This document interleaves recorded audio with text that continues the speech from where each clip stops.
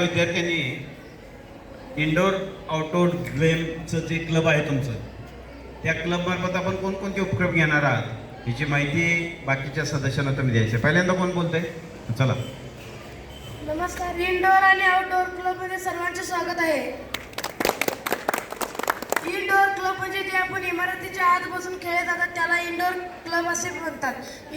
त्यात उदाहरणार्थ ludo, chess, carrom, सापशिडी यात सर्व खेळ येतात. आउटडोर खेळ म्हणजे जे आपण मैदानावर खेळतात त्याला आउटडोर खेळ असे म्हणतात. त्यात कबड्डी, खो खो, आट्यापाट्या, थाळीफेक, गोळाफेक ह्या खेळामध्ये येतात. व सर्वांनी इथे तुमची मते मांडावी अशी माझी विनंती आहे. कोण मांडणार आहे मते? विद्यार्थ्यांना सांगूया की शाळेतील स्पर्धेमध्ये व बाहेरील इतर स्पर्धेमध्ये पण भाग घ्यावा आणि सर्व विद्यार्थ्यांना सांगावे की सकाळी उठून लवकर डाएटिंग करायला पाहिजे. आणि कोण? डाएट व व्यायाम करणे हे खूप महत्त्वाचे आहे. रोज सकाळी 5 वाजता उठून व्यायाम करणे व डाएटमध्ये मोड आलेले पदार्थ, काजू, बदाम, 1 ग्लास दूध व पालेभाज्या खाल्ल्या पाहिजे. व आपल्या क्लबचे काम आहे की आपण सर्वांनी आपल्या शाळेतील विद्यार्थ्यांना प्रोत्साहित केले पाहिजे की या खेळाचे महत्त्व सांगितले पाहिजे व आपल्या शाळेतील विद्यार्थी कसे तालुका, जिल्हा, नॅशनलला जातील याचा आपण विचार केला पाहिजे. आपण असंच काम करत राहूया. आपल्या क्लबचे सर्व प्रसारण व्हायला पाहिजे व सर्वांना आपण माहिती देऊ की हे खेळावर आपल्याला व्यायाम होतो शरीराचा. आपण या क्लबचे असंच आपण प्रसारण करत राहूया. धन्यवाद. तर विषय तितकाच अवघड पण चॅलेंजिंग असतो. गणित क्लबच्या माध्यमातून तुम्ही गणित क्लबचे विद्यार्थी जे काही काम करणार आहेत ते या माध्यमातून सांगायचं आहे, चर्चा करायची आहे. ठीक आहे. नमस्कार. सर्वप्रथम आपल्या सर्वांचे या गणित क्लबमध्ये स्वागत आहे. आपल्या सर्वांना माहीत आहे की आपल्या शाळेमध्ये गणित क्लब स्थापन केला आहे. या गणित क्लबमध्ये वेगवेगळे शैक्षणिक साहित्यांचा वापर करून आपण वेगवेगळ्या आकृत्यांचं किंवा आपल्या गणितीय विज्ञानात वाढ करूया व आपण या गणित क्लबला समृद्ध करूया. या गणित क्लब विषयी कोण आपले मत मांडणार आहे का?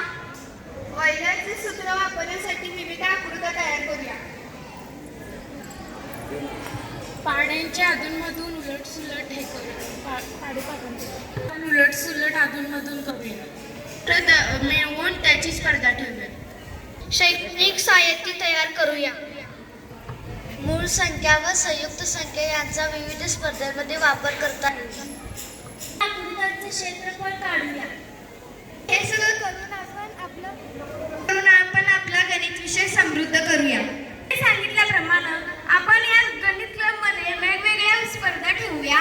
आता सगळ्यांची मतं आपण यांची यादी करूया व आपण त्याप्रमाणे या गणित क्लबमध्ये त्या यादींचा वापर करून किंवा त्या यादीमध्ये जे जे सर्वांचे मते आहेत त्यांचा वापर करून आपण हे सगळ्यांना सांगूया व आपले गणित क्लब समृद्ध करूया. या परफॉर्मिंग आर्ट क्लबमध्ये जे तुम्ही सहभागी विद्यार्थी आहात त्यांचं तुमचं खूप खूप अभिनंदन. तुमच्या क्लबच्या माध्यमातून तुम्ही कोणतं काम करणार आहे, तुमचं काय नियोजन आहे या मीटिंगच्या माध्यमातून तुम्ही सांगायचं आहे. पहिल्यांदा कोण बोलेल? आपल्या सर्वांचे स्वागत आहे.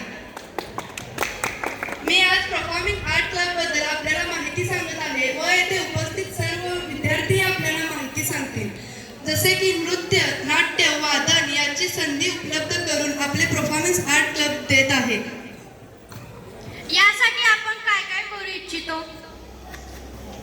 मी उत्कृष्ट गाणे म्हणणाऱ्या मुलांमध्ये आले.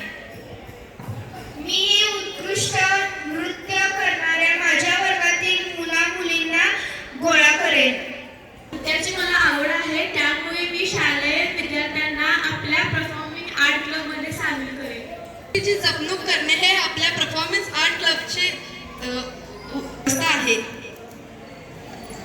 आपण यासाठी काय काय करू इच्छितो? आपण यासाठी गणेशोत्सव, दहीहंडी असे विविध कार्यक्रम घेऊ शकतो. आपण असेच केले पाहिजे, मलाही असेच वाटते. आपण या आर्ट क्लबमध्ये मुलांचे आत्मविश्वास आत्मविश्वास व कौशल्य वाढवण्याचा प्रयत्न करेन. तर आजपासून आपण आपल्या परफॉर्मन्स आर्ट क्लबची सुरुवात करीत आहे.